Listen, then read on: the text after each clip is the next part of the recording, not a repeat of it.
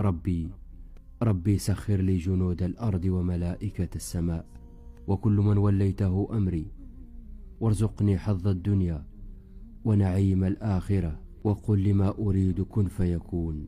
يا رب قصدتك وأنت الكريم، دعوتك وأنت العظيم، رجوتك وأنت رب العالمين، ناديتك وأنت أرحم الراحمين.